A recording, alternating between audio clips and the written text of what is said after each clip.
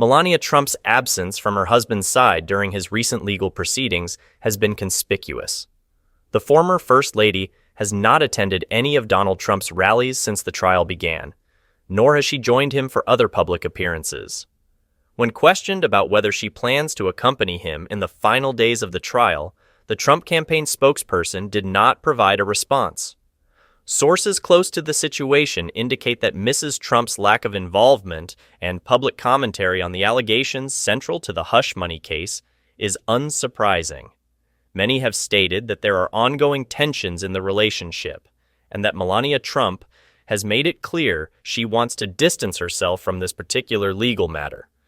She hasn't shown up this whole time now, and so in her mind, I think she would think that she was caving or even look weak to suddenly show up now. It's hard for me to explain, but that is, I imagine, what her way of thinking would be, because I'm sure the campaign has continued to ask if she would show up. I'm sure he's asked a couple of times for her to show up. Joining us now is Stephanie Winston-Wolkoff, former senior advisor to Melania Trump and author of the book Melania and Me, The Rise and Fall of My Friendship with the First Lady.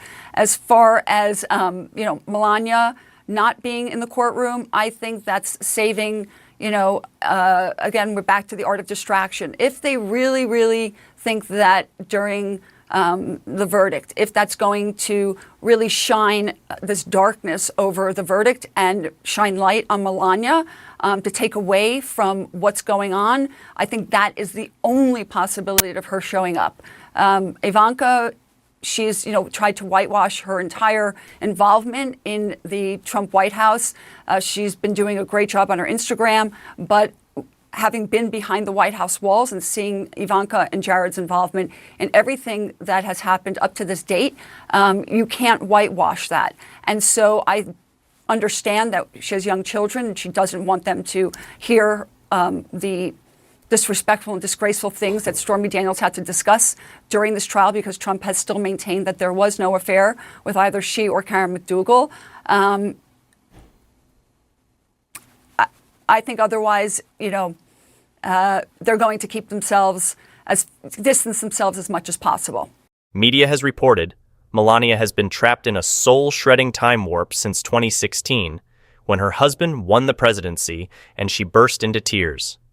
This was not a waterworks of joy. Melania was crestfallen by the prospect of moving to Washington. She did not marry Donald for his politics. She did it for his money.